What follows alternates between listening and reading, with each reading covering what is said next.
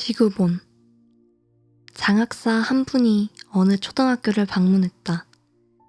교실 문을 열고 들어가니 탁자 위에 놓여있는 지구본이 눈에 들어왔다.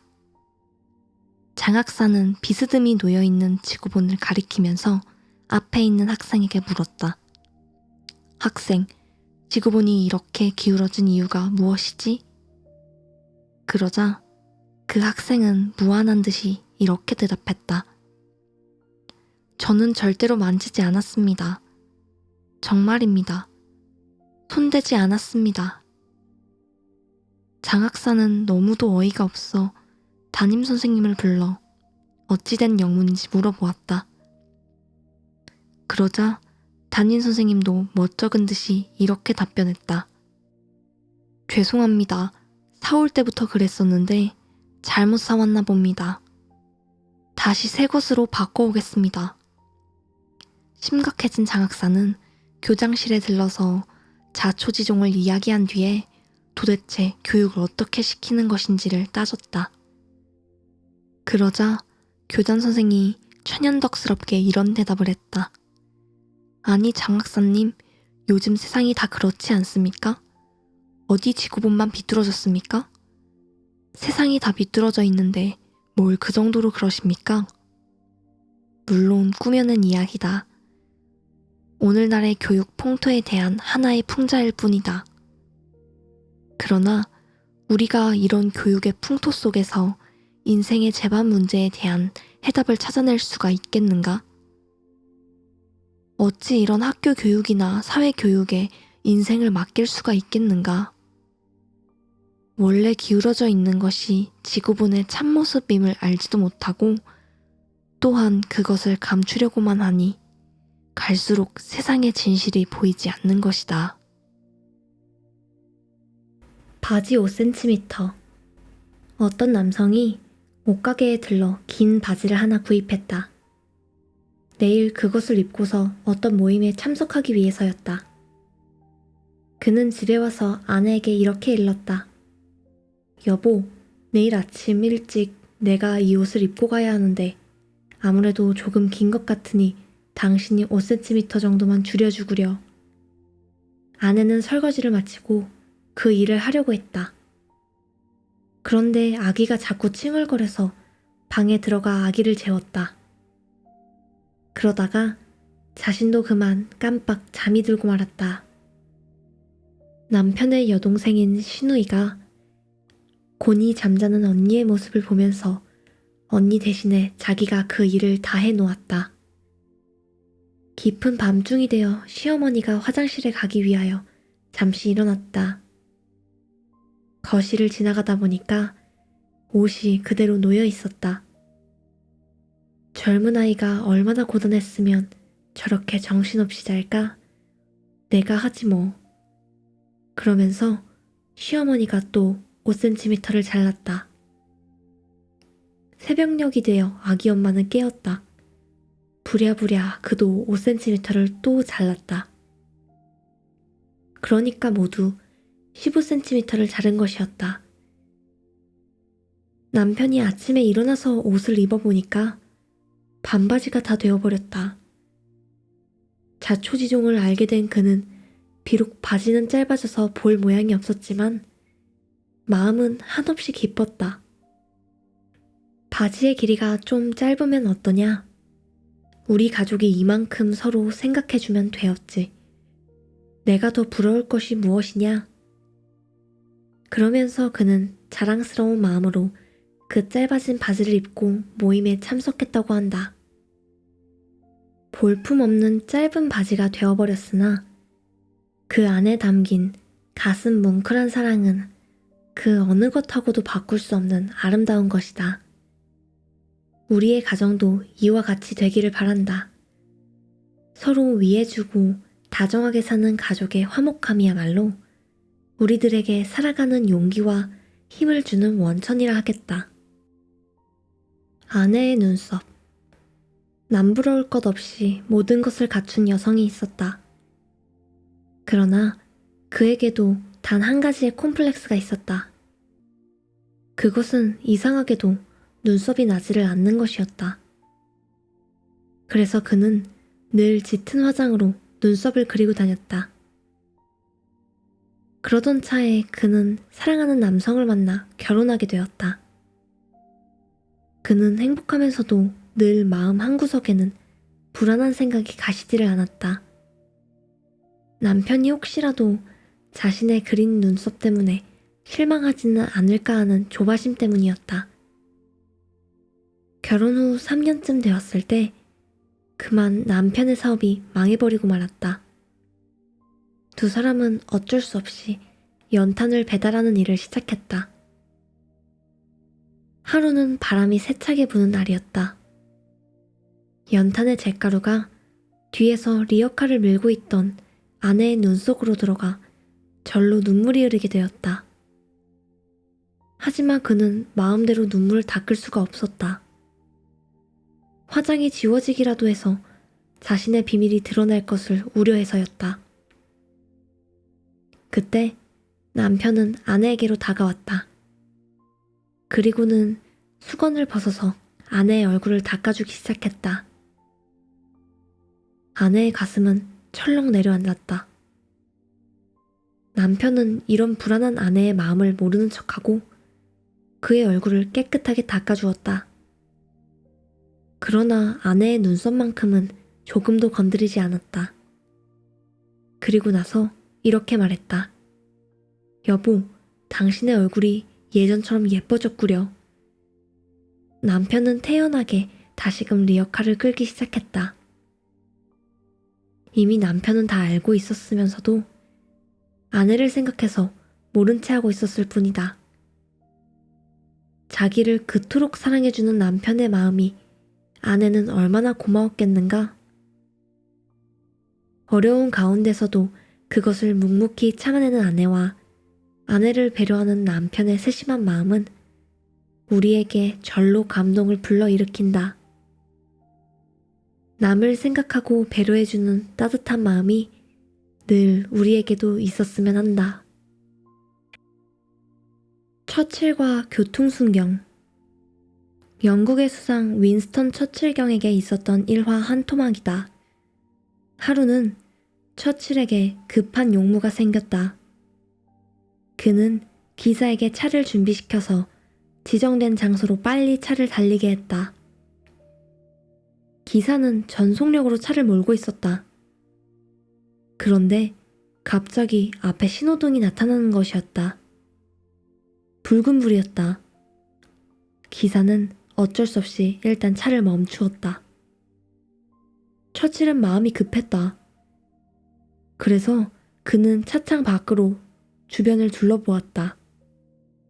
다행스럽게도 주변에는 차가 별로 다니지를 않았다. 보행자들도 눈에 띄지를 않았다. 그래서 처칠은 자기 기사에게 그냥 달리라고 지시를 했다. 그런데 차가 막 앞으로 몇 바퀴 나갔을 때였다. 어디서 나타났는지 교통순경이 나타나서 처칠의 차를 세우는 것이었다. 경찰은 정중하게 다가와서는 기사에게 운전면허증을 제시할 것을 요구했다. 처칠은 어쩔 수 없이 자신의 신분을 밝혔다. 여보게, 나는 처칠이라네. 내가 급한 용무가 있어서 기사에게 신호를 무시하고 그냥 가자고 지시했다네. 그러니 한번 눈 감아줄 수 없겠나? 그러자 교통순경은 이렇게 말했다. 당신이 처칠이라고 말한 것은 거짓말이오. 영국의 수상은 교통신호를 지키지 않을 리가 없소. 그러니 당신은 가짜요. 처칠은 부끄러웠다. 그래서 그의 말을 시인했다.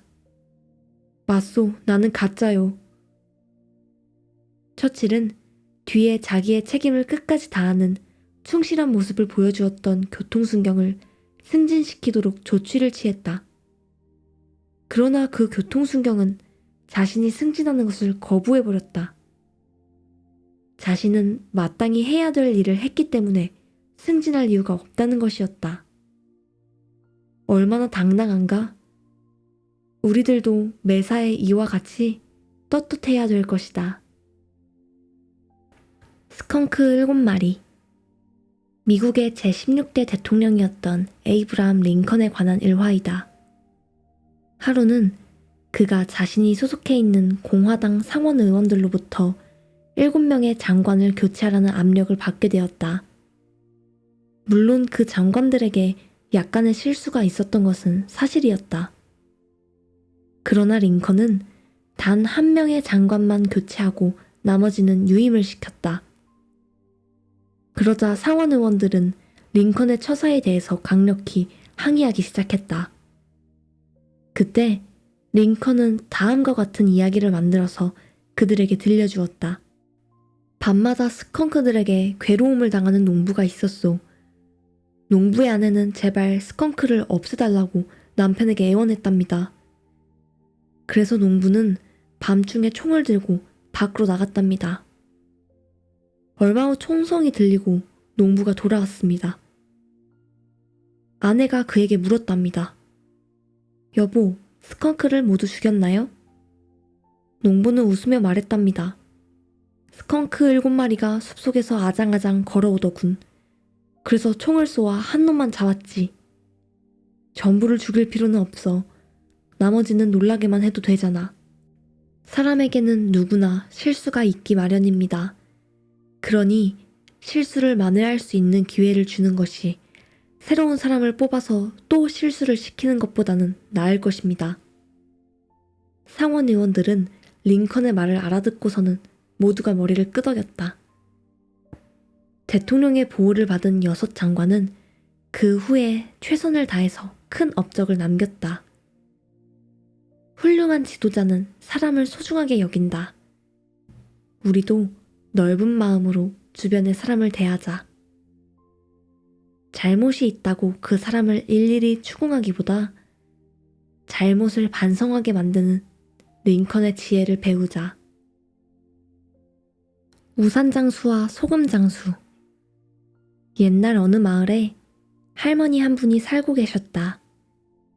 그에게는 2 아들이 있었다. 2 아들 모두 시장에서 장사를 했다.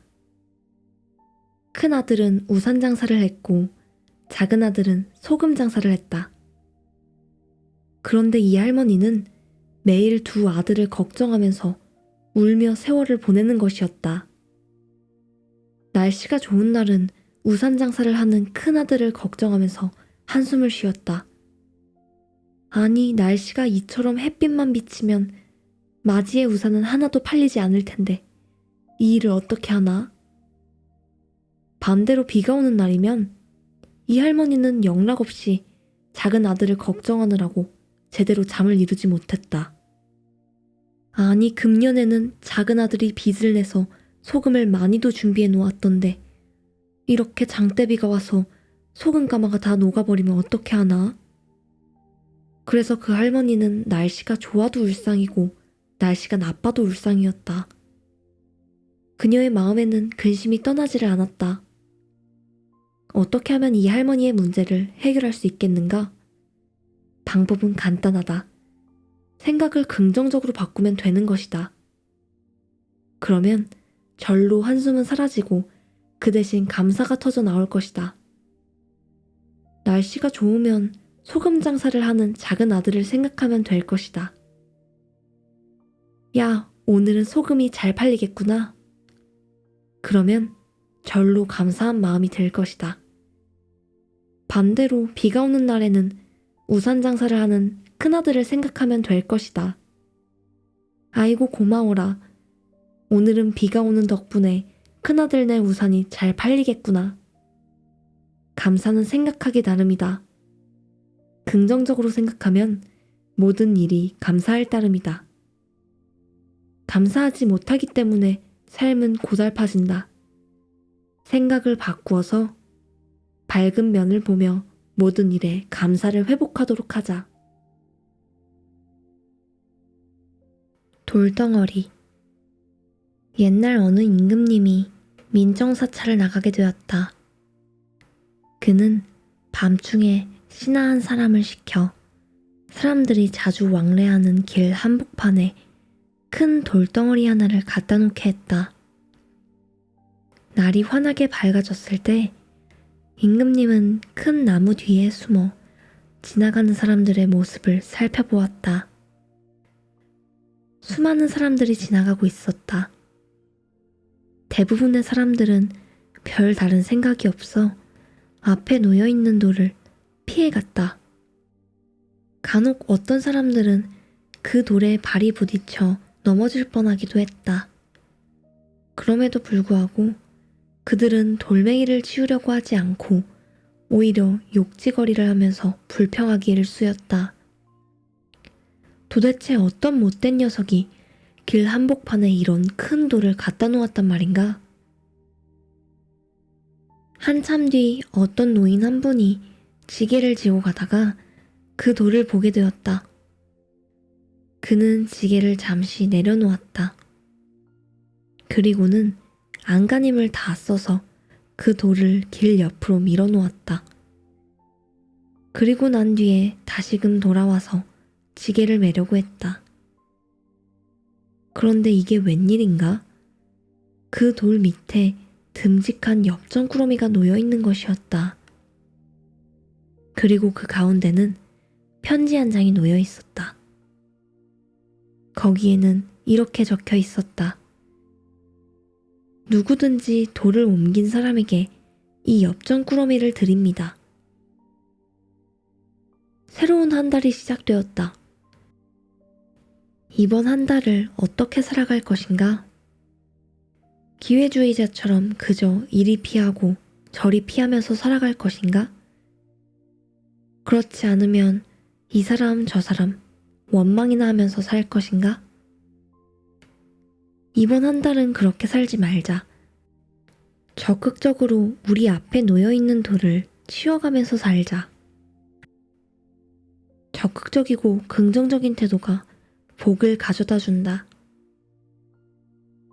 그저 가만히 앉아서 내게 복을 갖다 주기를 바라지 말고 복을 만들어가면서 살아갈 수 있는 우리들이 되어야 한다.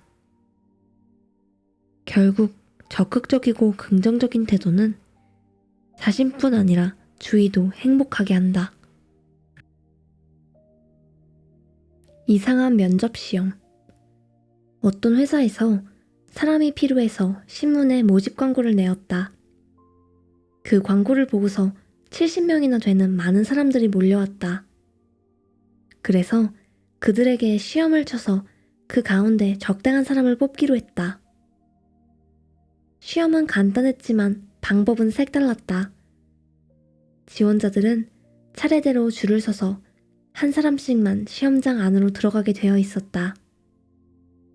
시험장 안에는 아무것도 없고 그저 양사방 벽에 큰 거울이 하나씩 걸려 있을 뿐이다.